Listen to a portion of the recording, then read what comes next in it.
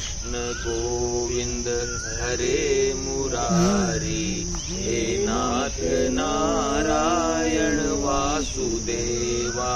श्री कृष्ण गोविंद हरे मुरारी, हे नाथ नारायण वासुदेवा, हे नाथ नारायण वासुदेवा, हे नाथ नारायण वासुदेवा। श्री कृष्ण गोविंद हरे मुरारी, हे नाथ नारायण वासुदेवा। बोलो श्री लक्ष्मी नारायण भगवान की। कल गीता के 9वें अध्याय का 19वां श्लोक हम लोग गा रहे थे। आइए एक बार उसको फिर से गाते हैं। हे अर्जुन मैं अमृत मृत्यु हूँ, हे अर्जुन मैं अमृत मृत्यु, सत भी मैं असत्य भी मैं हूँ, सत भी मैं असत्य भी। विधि अपना करती न वेद की, विधि अपना करती न वेद की। कर्म सकाम करे नर जो भी, कर्म सकाम करे नर जो भी। पान सोम रस करने वाले, पान सोम रस करने वाले। यज्ञ निर्दोष करने वाले, यज्ञ निर्दोष करने वाले। मुझे पूज चाहते स्वर्ग को, मुझे पूज चाहते स्वर्ग को। पुण्यशील यज्ञों द्वारा जो, पुण्यशील यज्ञों द्वारा जो स्वर्ग दिलाता है उनको, स्वर्ग दिलाता है उनको। उनका पुण्य सुयोग, उनका पुण्य सुयोग। स्वर्ग लोक में भोगते, स्वर्ग लोक में भोगते। वो देवों से भोग, वो देवों से भोग। तो जैसे संस्कृत में गीता को गाया जाता है, गीता गाई जाती है, वैसे हमने हिंदी में गाया। तो भगवान श्री कृष्ण अर्जुन से कह रहे हैं कि हे अर्जुन, मैं अमृत भी हूँ और मृत्यु भी हूँ। अमृत का मतलब जिलाने वाला, और मृत्यु का मतलब मृत्यु माने समाप्त करने वाला। सत्य भी हूँ मैं, सत्य भी मैं ही हूँ और असत्य भी मैं ही हूँ। बताइए, जो लोग झूठ बोलते हैं ना, तो हम लोग बोलते हैं ये झूठ बोल रहा है, तो वो झूठ भी भगवान ही है। और जो सत्य बोलते हैं तो वो सत्य भी भगवान ही है। धर्म अधर्म सत्य असत्य, ये जितने भी शब्द हैं, भाव हैं, सब भगवान। कुछ भी भगवान से परे नहीं हो सकता। विधि अपनाकर 3 वेद की, कर्म सकाम करे नर जो भी।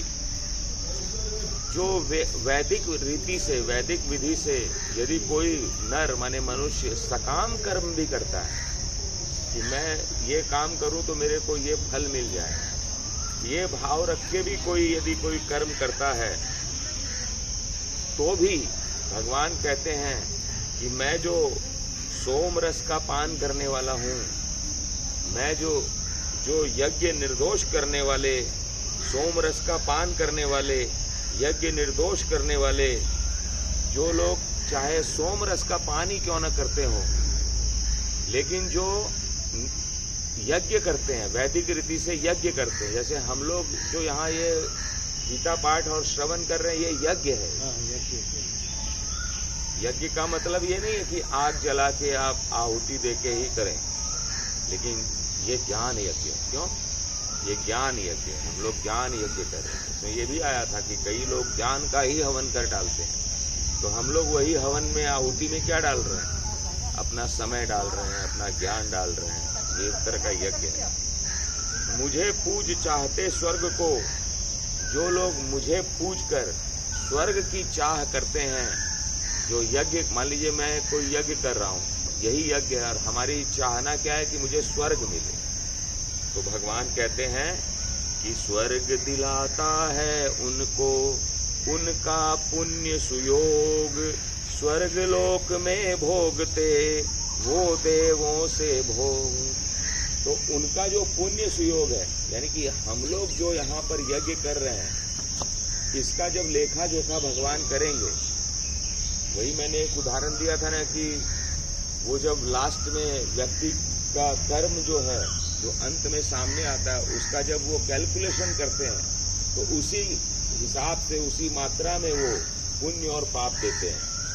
तो वो कहते हैं कि जो हमारा जो वर्तमान में जो यज्ञ चल रहा है, इसमें कितना पुण्य सुनने का और बोलने का मिल रहा है, उसके आधार पे हम लोग स्वर्ग को भोगेंगे और स्वर्गों में हम लोग देवों के समान भोग भोगेंगे, ऐसा भगवान कह रहे हैं। तो मिनिमम तो हम लोग को स्वर्ग मिल ही रहा है। मिनिमम जो है, हम लोग जो कर्म कर रहे हैं कि किसी को पीड़ा नहीं पहुंचा रहे हैं, किसी को दुख नहीं दे रहे हैं, किसी का अहित नहीं कर रहे हैं, तो ऐसे में हम लोग एक कैलकुलेशन करें। वैसे हम लोग भाई कैलकुलेटर नहीं है, वो तो असली कैलकुलेटर तो सबसे वही है, ओरिजिनल वही है। हम लोग तो एक ऐसे ही मनोरंजन करने के लिए अपना एक कर रहे हैं कि भाई हम लोग के कैलकुलेशन के हिसाब से मिनिमम हम लोग को स्वर्ग में एक कोना तो मिल ही जाएगा। अब आप लोग गाएंगे मेरे साथ, मैं पहले एक लाइन गाऊंगा, अगला श्लोक। मैंने यही सोचा है कि श्लोक को गवाया जाए ताकि वो आपकी जुबान से निकले, क्योंकि ये जो है ना, ये बड़ा पवित्र और महान श्लोक है। तो हम लोग उसको चौपाई के रूप में गाते हैं। उस विशाल पुण्य को भोग कर, उस विशाल पुण्य को भोग कर, आते मनुष्य लोक लौट कर, आते मनुष्य सकाम कर्मी इस प्रकार से, भोगे स्वर्ग वेद सम्मत वे, भोगे वेद सम्मत वे, स्वर्ग पुण्य प्रताप से जाते, स्वर्ग पुण्य प्रताप पुण्य क्षीण होते ही आते, पुण्य क्षीण होते ही आते। अब देखिए हम लोग क्या करते हैं, ये कोई भी व्यक्ति जब मृत्यु को प्राप्त होता है तो बोलते भाई वो स्वर्गीय हो गए। तो जब हमारे मन में ये धारणा बैठ गई कि हमारे जो पूर्वज हैं वो स्वर्गीय हो गए, या किसी के दिवंगत लोग जो हैं वो स्वर्गीय हो गए, तो भगवान कहते हैं कि आपके मन में ये जो धारणा आई है ना कि स्वर्गीय हो गए, स्वर्ग प्राप्त किया है उन्होंने, मैंने अच्छा स्थान मिला है, तो यहाँ गीता में भगवान बोलते हैं कि आपका जो पुण्य सुयोग है वो आपको स्वर्ग दिला रहा है, लेकिन वो पुण्य स्वर्ग में रहते हुए, देवों जैसा भोग भोगते हुए जब वो क्षीण हो जाता है, इसको आप ऐसे समझ सकते हैं कि जैसे आपने टोल टैक्स के लिए अपने कार्ड को रिचार्ज किया 1000 रुपया का, या आजकल गडकरी जी ने निकाला है कि 3000 रुपये का टोल टैक्स आप पेमेंट कीजिए, एक साल में 700 बार आप कहीं भी आइए जाइए, आपको कोई टोल नहीं कटेगा 3000 में। तो वो जो एक साल के बाद वो जो माइनस होके आपको 5-10 रुपया बचेगा, 150 रुपया बचेगा, तो वो आपका जैसे पैसा माइनस हो रहा है, वैसे आप जब स्वर्ग में रहते हैं ना, तो आपका जो पुण्य है वो क्षीण होके, माने वो माइनस होते होते वो 0 पे या 1-2% जब रह जाता है, तब भगवान गीता में कह रहे हैं कि तब आपको वो वापस धरती पर आना पड़ता है। कर लीजिए बात, आना पड़ेगा, लो कर लो बात। जब पुण्य क्षीण हो जाएगा, यानी कि जब आपका बैंक बैलेंस 0 हो जाएगा, माइनस होने लगेगा, तो आपको जो है वापस धरती पे जन्म लेना पड़ेगा। अब वहां पर भी कैलकुलेशन होगा कि भाई इसको कौन सी योनि मिले, और फिर इसे मनुष्य में ही कौन सा परिवार मिले। परिवार भी डिसाइड करते हैं भगवान, क्योंकि मेरा जन्म किसी अरबपति घरपति परिवार में क्यों नहीं हुआ? ये जो परिवार का जो डिसीजन है कि आपका जन्म किस योनि से और किस माता के गर्भ से होगा, ये भी निर्णय भगवान का ही होता है, हमारा नहीं होता है। एक ही समय में एक गरीब के घर में भी बच्चा पैदा होता है और उसी घड़ी में उसी अस्पताल में करोड़पति अरबपति के घर का भी बच्चा जन्म लेता है। बताइए, लेकिन दोनों के भाग्य में कितना फर्क होता है। तो जो सकाम कर्मी, यानी कि जो वेद में अभी बताया गया था पिछले श्लोक में कि अभी निष्काम कर्म के बारे में, सकाम माने कि हम किसी कामना की इच्छा से जब यज्ञ करते हैं तो वो स्वर्ग में वेद सम्मत भोग भोगते हैं और स्वर्ग में पुण्य प्रताप से जाते हैं और पुण्य क्षीण होते ही लौट के आ जाते हैं। फिर भगवान अगले 22वें श्लोक में कहते हैं, 22वां श्लोक जो है ना, ये बहुत ही वर्ल्ड फेमस श्लोक है, योग क्षेमम वहाम्यहम वाला। एक श्लोक सुना होगा आपने, योग क्षेमम वहाम्यहम। देखिए मैं आपको वो श्लोक बताता हूँ। ये जो श्लोक है ना, ये जैसे कर्मण्यवाधिकारस्ते है ना, वैसे ही ये वाला श्लोक भी बहुत ही विश्व प्रसिद्ध श्लोक है गीता का, 9वें अध्याय का 22वां श्लोक।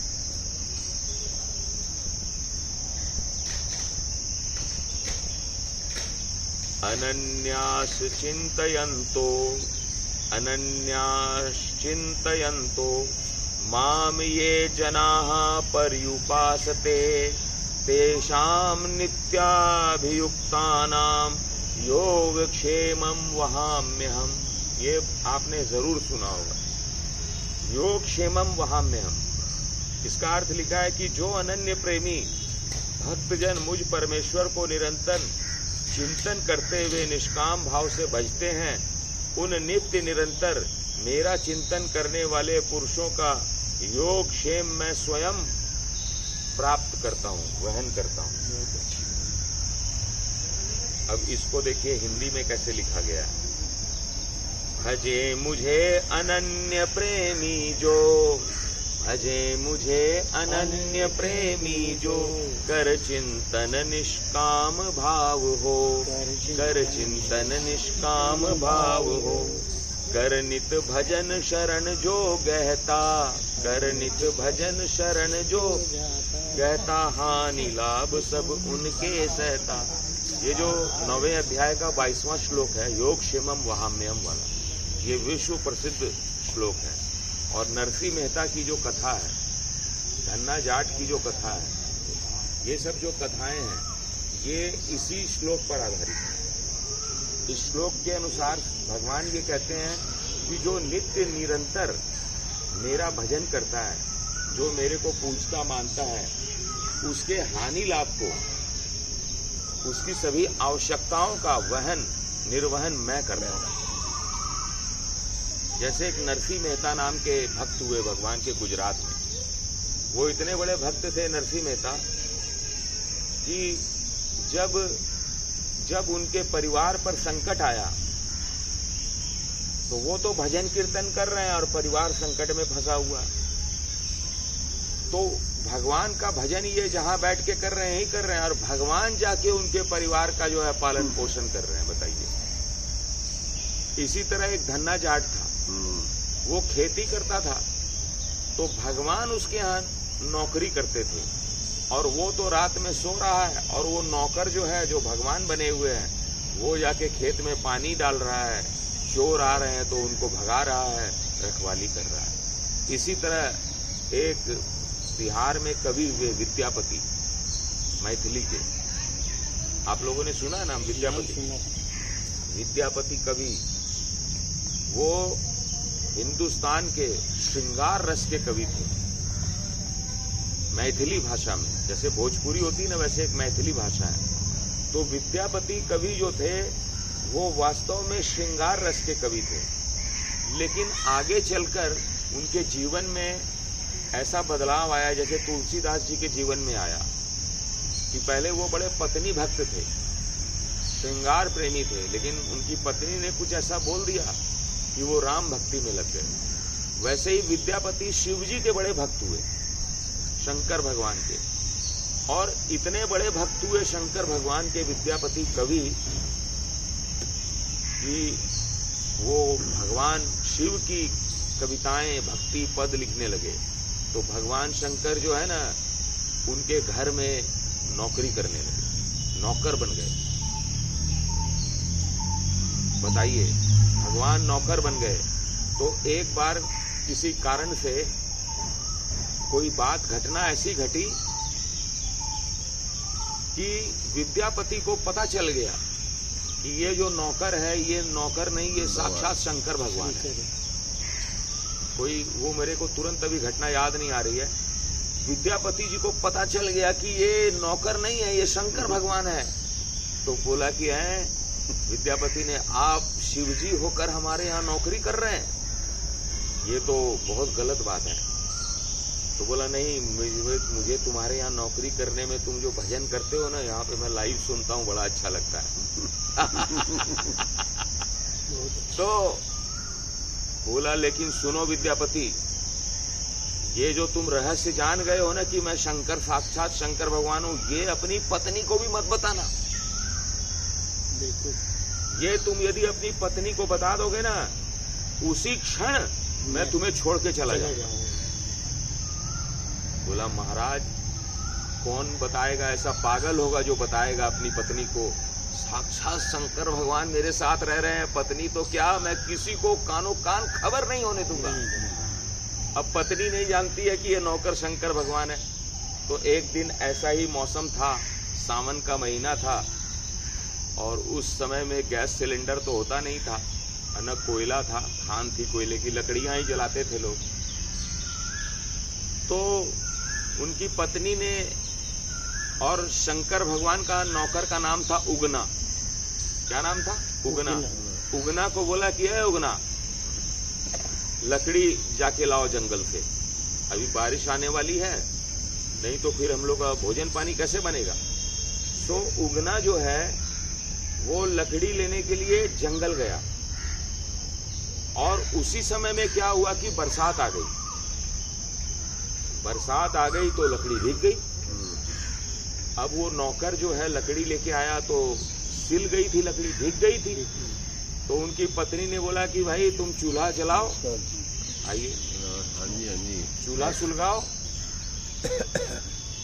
तब वो आजा इधर, कोई नहीं, ठीक है। हम लोग विद्यापति की बात कर रहे हैं। ये गीता में अभी 9वें अध्याय के 22वें श्लोक में चल रहा है कि जो भगवान का भजन करता है, जो भगवान का नित्य निरंतर ध्यान करता है, उनके नाम से ही सारे काम करता है, तो भगवान उसके योग क्षेम का वहन करते हैं। यानी कि उसके हानि लाभ का, उसके सारी व्यवस्था का संचालन अपने हाथ में भगवान ले लेते हैं। बिल्कुल। ये 9वें अध्याय में है। और उसी का उदाहरण देके मैं बता रहा हूँ कि जैसे नरसी मेहता हुए, तो उनका सारा काम जो है धंधा भगवान संभालते थे, वो बेचारे भगवान के भजन में लगे रहते थे। उसी तरह धन्ना जाट हुआ, जो कि किसान था और उसके वो भगवान का बड़ा भक्त था। भगवान उसके यहाँ नौकरी करते थे किसान बन के, और ये तो सोया रहता था, रात में जाके वो चोरों से खेतों की रखवाली करते थे भगवान। और उसके बाद में खेत को पटाना, काटना, धान वो देखता था, मेरा काम करता कौन है। वो ऐसे पागल था कि मेरा काम इतना सुचारू रूप से टाइम टू टाइम करता कौन है। उसी तरह मैंने एक उदाहरण दिया इनको कि बिहार में मैथिली भाषा के एक बहुत बड़े कवि हुए, उनका नाम था विद्यापति। गूगल पे सर्च करेंगे पूरा मिल जाएगा। विद्यापति पहले श्रृंगार रस के कवि थे, आगे चल के वो शिव जी के भक्त बन गए, और वो शिव जी की भक्ति की इतनी सुंदर सुंदर उन्होंने रचनाएं करी है, जो मैथिली भाषा में कभी मैं आपको गाकर सुनाऊंगा। आपको आश्चर्य लगेगा कि कितने सुंदर शिव जी के भजन। और विद्यापति ने गंगा मैया के बारे में एक पद लिखा था, और उस पद में उन्होंने कहा था कि हे गंगा मैया, एक अपराध क्षमब मोर जानी। ये मैथिली भाषा में बोल रहा हूं। एक अपराध क्षमब मोर जानी, कि हे गंगा मैया, एक मेरा अपराध ऐसा है जिसको आप क्षमप माने क्षमा कर देना। मोर जानी मुझे अपना, मोर माने अपना जान के मुझे क्षमा कर देना। तो गंगा मैया मैंने पूछा कौन सा अपराध हो गया बेटा तुमसे? तो बोलते हैं विद्यापति कि परसल माय पाए तू पानी। परसल माने स्पर्श, परसल माय मेरा, पाए माने पैर, तू माने तेरे, पानी माने जल। बोला कि माँ को कोई पैर से छूता है क्या? माँ को कोई पैर से छूता है? बोला कि मेरे से ये अपराध हो गया कि जब मैं गंगा में स्नान करने के लिए गया तो सबसे पहले मेरा पैर ही माँ तेरे से स्पर्श किया। कितना बड़ा अपराध हो गया, मैया मेरे को क्षमा कर दे। इसलिए जब गंगा मैया में स्नान करने जाए ना तो मुझे लेके जाइएगा तो मैं ये सुनाऊंगा आपको।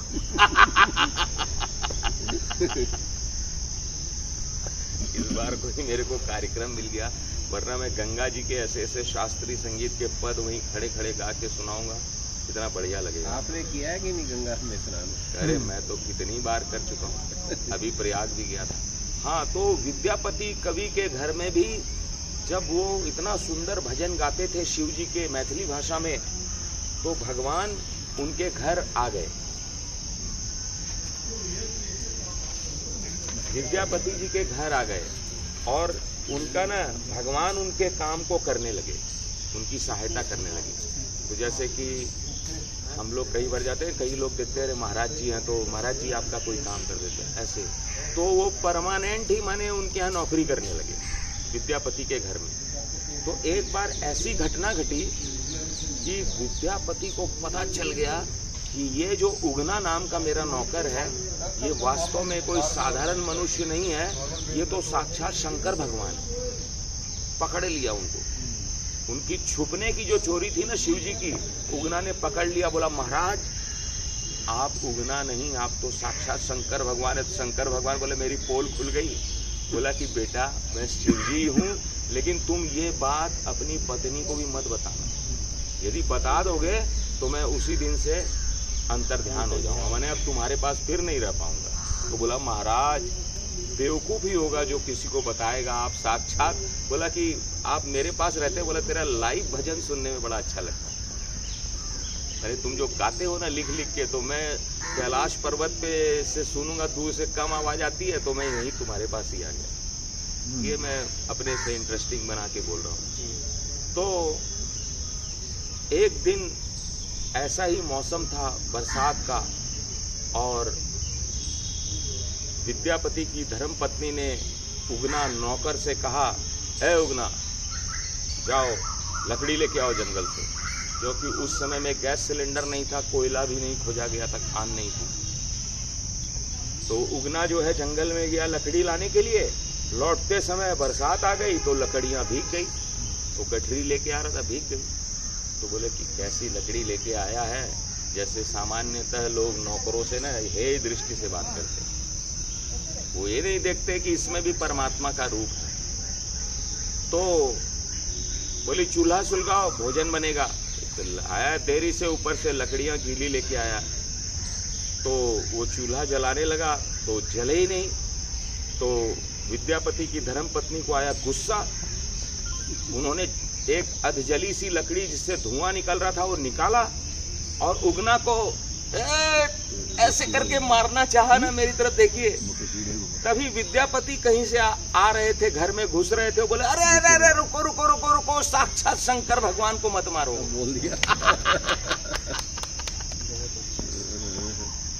बोला तुम कितना बड़ा अपराध कर रही हो कि साक्षात शिव जी को मार रही हो जलती हुई लकड़ी से। अब तो शर्त टूट गई। शंकर भगवान बोले बाय बाय। तो कहने का यहाँ पर यह था कि गीता का जो श्लोक है 9वें अध्याय का 22वां श्लोक, ये वर्ल्ड फेमस श्लोक है इन्हीं घटनाओं के कारण। क्योंकि भगवान ने बोला है कि जो भक्त निरंतर मुझ परमेश्वर का चिंतन करता है और जो निरंतर मेरे निष्काम भाव से मेरा भजन करता है, मैं उसके हानि लाभ को का वहन स्वयं करते हैं। बिल्कुल। भाई साहब, ये गीता है, कोई साधारण चीज नहीं है। और संयोग की बात है कि हम जैसों को गीता मिल गई है। संसार का सबसे बढ़िया कोई गीत है तो वो गीता है, और संसार के जो सबसे बड़े गायक हैं वो भगवान कृष्ण हैं। हम लोग तो छोटे मोटे गायक हैं जो गीता को गा रहे हैं। तो वो कहते हैं, अभी इसको हिंदी में हम लोग गाएंगे। भजे मुझे अनन्य प्रेमी जो, भजे मुझे अनन्य प्रेमी जो, कर चिंतन निष्काम भाव हो, कर चिंतन कर नित भजन शरण जो कहता, हानि लाभ सब उनके सहता।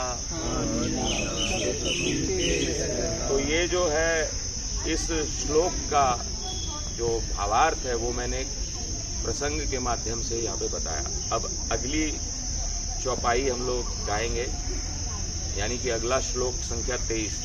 अर्जुन यद्यपि श्रद्धायुत जो, अर्जुन यद्यपि श्रद्धायुत जो, भजे सकामी अन्य देव को, भजे सकामी वो भी पूजे मुझको ही तो, वो भी पूजे मुझको जो पूजे अन्य देव को।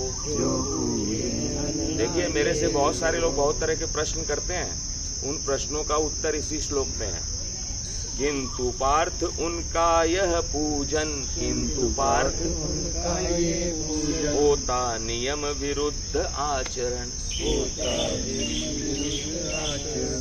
भगवान साफ साफ बोल रहे हैं, भाई यदि आप हिंदुस्तान में रहते हो, सनातन धर्म में आपका जन्म हुआ है, और यदि आपने गीता पढ़ी सुनी है, तो आप ये श्लोक समझ लीजिए। भगवान कह रहे हैं कि जो लोग अन्य देवों में, अन्य भगवानों में श्रद्धा रखते हैं, वास्तव में वो भी मेरा ही पूजन कर रहे होते हैं, वो मेरे प्रति ही श्रद्धा रखते हैं। जैसे कि मैं सड़क पे चल रहा हूं और अचानक जो है सो एक कार आ रही थी सामने से, लेकिन उसी समय में एक पत्थर ऐसा आया कि कार ड्राइवर को पत्थर दिख गया, तो वो काट लिया उधर और मैं बच गया। अब मैं क्या करूंगा, उस पत्थर को ही भगवान मान लिया। भाई ये पत्थर नहीं होता तो मैं नहीं बच सकता। मैं बोला इसको उठा के ले चलो, आज तो मेरे प्राण इस पत्थर ने बचाए हैं, यही इसी को मैं पूजूंगा। अब तो मैं यही मेरा शिव है, इसी पर जल चढ़ाऊं। तो भगवान कहते हैं कि वो जो पत्थर को जो तुम पूज रहे हो, वास्तव में वो पत्थर को नहीं पूज रहे हो, तुम मेरे को पूज रहे हो। और लेकिन वो कह रहे हैं किंतु पार्थ उनका यह पूजन, यानी कि मेरा जो पत्थर को पूजन का जो पूजन है मेरा, ये नियम के विरुद्ध है।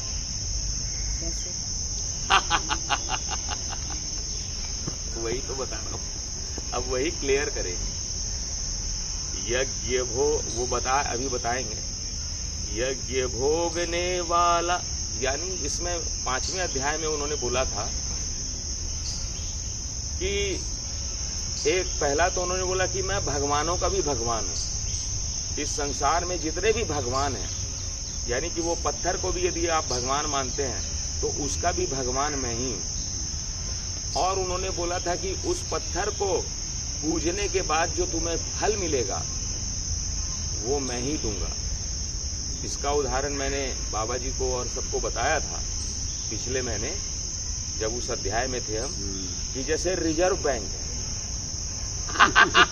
ये बैंक वाले हैं ना, सब बैठे हुए हैं।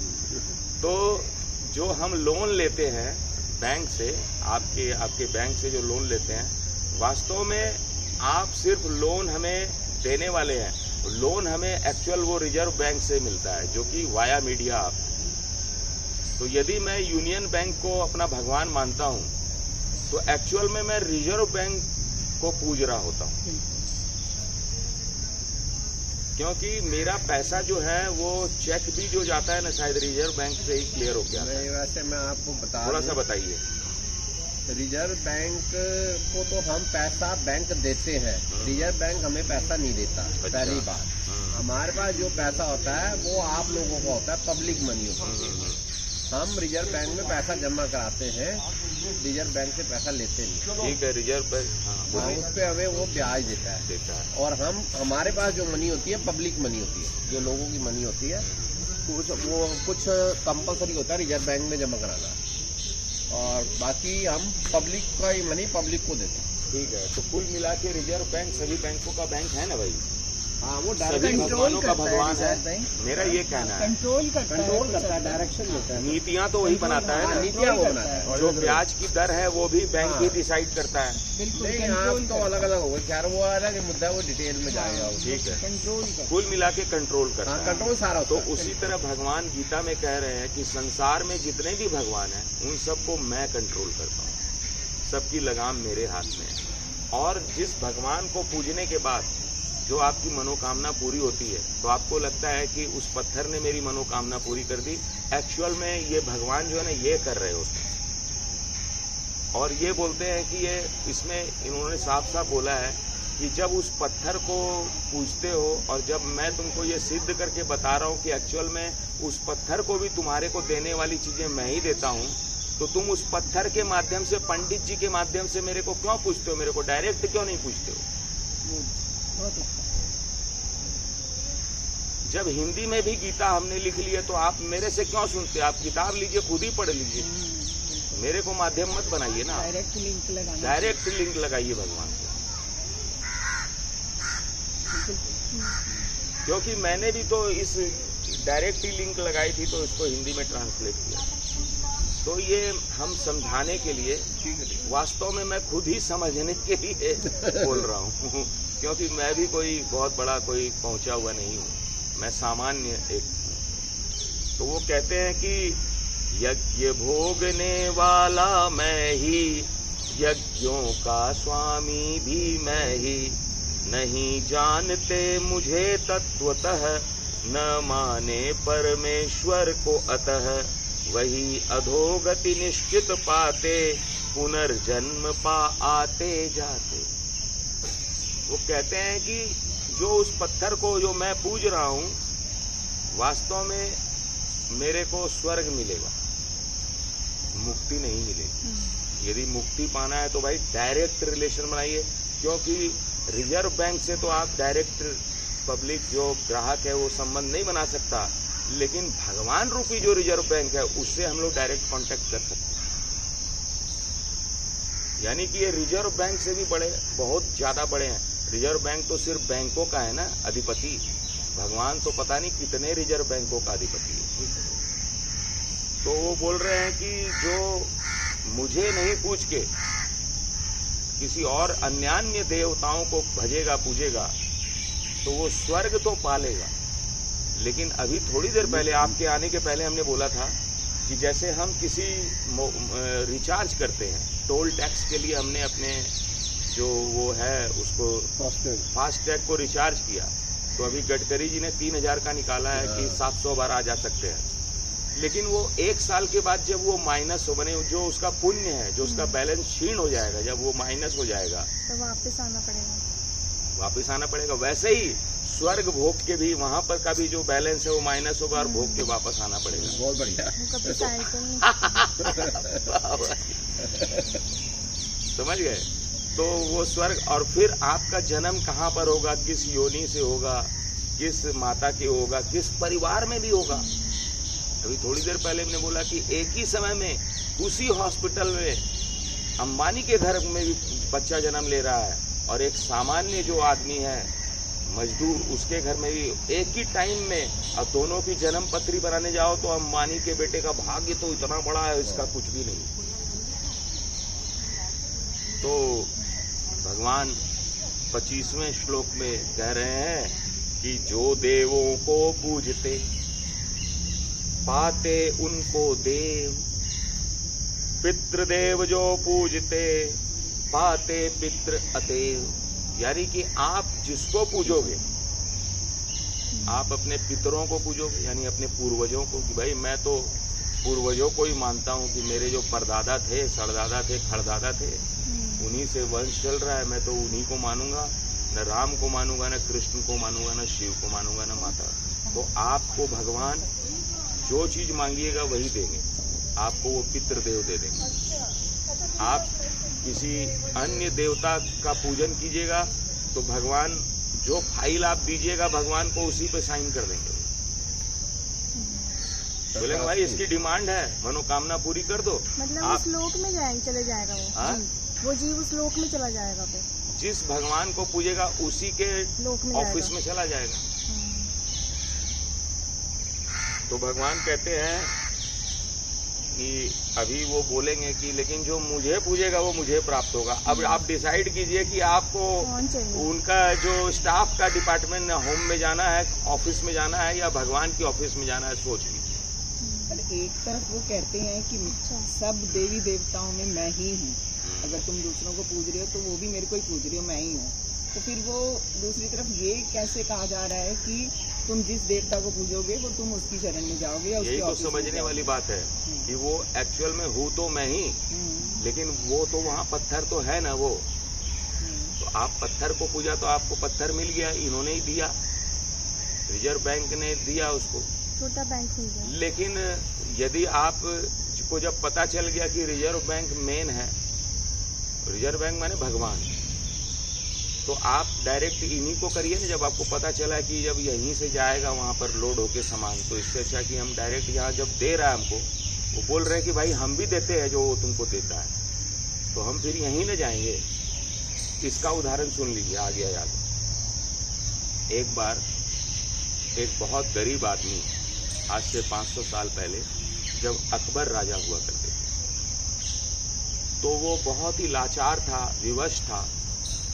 तो वो, और उस समय में बादशाह का दरबार लगता था, तो बोला कि मैं भी जाऊंगा अकबर के दरबार में, कुछ मांगूंगा उससे कि भाई मैं बहुत गरीब लाचार हूं, मेरे पास खेत भी नहीं है, तो मेरे को कुछ दिया जाए ताकि मेरा गुजारा परिवार का चले।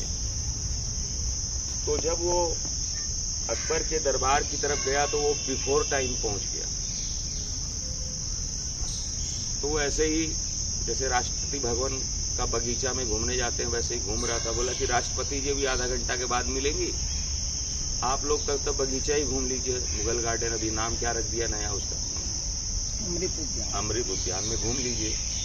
तो बोला कि चलो मैं भी थोड़ा अमृत उद्यान की सैर कर लूं। तो वो जो आदमी था वो अकबर के दरबार में इधर उधर घूमने लगा, तो उसको किसी ने रोका टोका नहीं, बोला चलो ये आदमी आतंकवादी नहीं लगता है इसको घूमने में। घूमते घूमते वो एक ऐसे स्थान पे पहुंचा जहां उसने दूर से देखा कि बादशाह अकबर बैठे हुए, क्योंकि बहुत सारे सिपाही उनको घेर के उस स्थान को रखा था।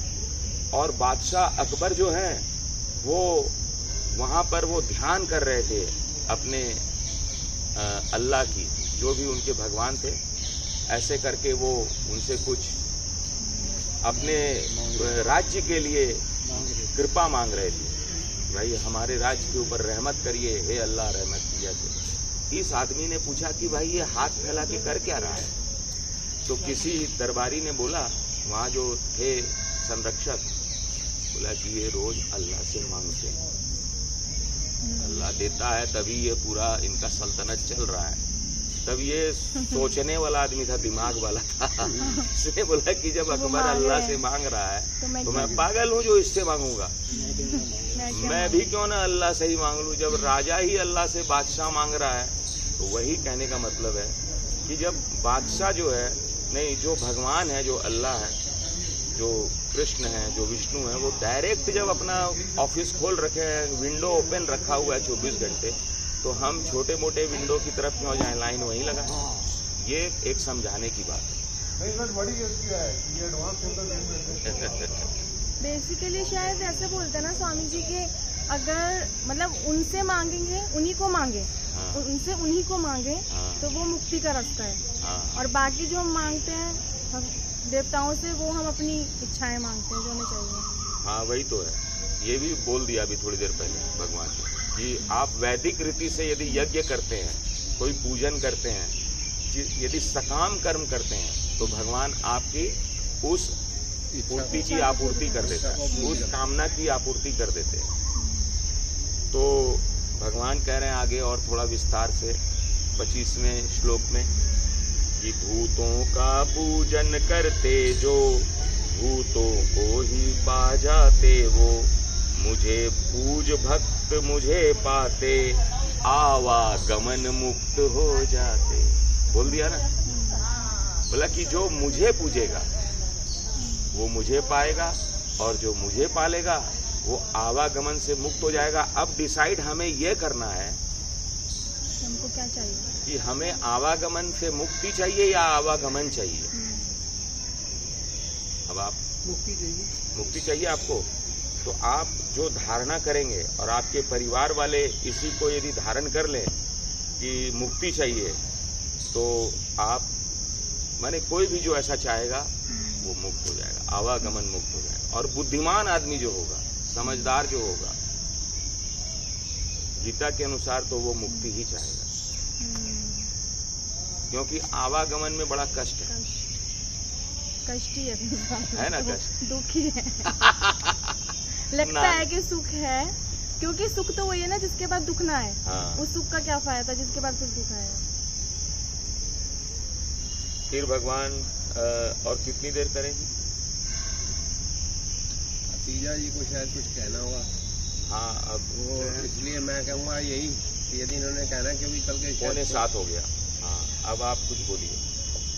नहीं, मैं कुछ ऐसा कोई है नहीं, प्रोग्राम तो हमारा चलना ही है। हाँ कल का आप सबने आना ही है। हाँ, मैं ये भी कल आएंगे और आप भी कल पधार रहे हैं। बहुत बढ़िया। मेरे विचार से ना कुछ चेयर हो जाना चाहिए 5-7। मैंने तो बोला ही है इनको कि कोई जो जैसी कंडीशन में है, कोई बैठ सकता है बैठ जाए, कोई ऊपर बैठ सकता है ऊपर बैठ जाए। मेरा तो क्या होता है, मेरा कुछ पता नहीं होता। मैंने तो इनसे रिक्वेस्ट की थी डेमोन्स्ट्रेशन देनी है। पार्टिसिपेशन होना चाहिए। अंकल वो सब तो 25 भाई को देखने नहीं आओगे? भाई को तो मैं हर वक्त, वो तो मैं ऐसे आंख बंद करके भी देख सकती नहीं, हूँ। आंख बंद करके थोड़ी होता है, वो जो साकार सामने देखना है। भाई आपका बहुत अच्छा रोल करता है, बहुत ही ज्यादा। बहुत सेवा भाव है उसमें। अंकल मेरा आना सेवा सब भाव कुछ है निश्चित है। अगर मेरा कल लिखा होगा ना काल क्षेत्र, हम कहते हैं निश्चित होता ये है। पहले अपने आप में मन में भावना हाँ। डालनी होती है। आप धारणा बना के रखोगे, बन के कुछ उठोगे। भी नहीं होगा मैं डालने से तो। अगर आप